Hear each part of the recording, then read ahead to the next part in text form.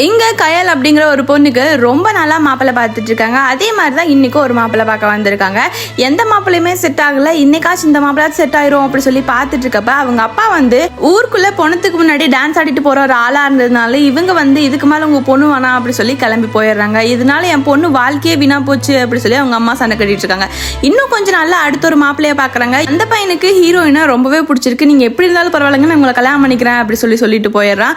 அன்னைக்கு நைட்டே அவங்க அம்மா அவங்க தாத்தா யாரோ வேற ஜாதி பொண்ணை கல்யாணம் பண்ணிருக்காங்க அப்படி சொல்லி பையன்லாம் நம்ம ஃபேமிலிக்கு செட் ஆக மாட்டான் அப்படி சொல்லி இவங்களே தட்டி விட்டுறாங்க. அதுக்கு அடுத்த நாள் இன்னும் ஒரு மாப்பிள்ளை வீடு வராங்க. அவங்க அக்கா பொண்ணு மூளை வளர்ச்சி இல்லாம இருந்ததுனால அந்த மாப்பிள்ளையுமே வேணான்னு சொல்லிடுறாங்க. அன்னைக்கு நைட்டு அப்பாவும் பொண்ணும் உட்காந்து அவங்க அம்மா பண்றதெல்லாம் நினைச்சு ரொம்ப ஃபீல் பண்ணிட்டு இருக்காங்க.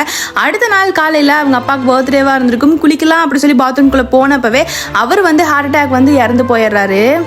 இதை நினைச்சு ஹீரோயின் ஃபேமிலி பயங்கரமா உடஞ்சு போறாங்க. அப்படியே ஒரு லைஃப் போயிட்டு இருக்கப்ப கொஞ்ச நாள்ல ஹீரோயினுக்கு வேற ஒரு நல்ல மாப்பிள்ளையும் கிடைக்கிறாங்க. கோயில்ல கல்யாணம் வச்சிருப்பாங்க. அன்னைக்கு காலையில ஹீரோயின் பீரியட்ஸ் ஆயிட்டனால அவங்க அம்மாக்கு என்ன பண்றதுன்னு தெரியாம அவங்களோட புடவை கிழிச்சு கொடுத்து அந்த பொண்ணை அன்னைக்கு கல்யாணம் பண்ணி வேற வீட்டுக்கு அனுப்பிச்சிருப்பாங்க.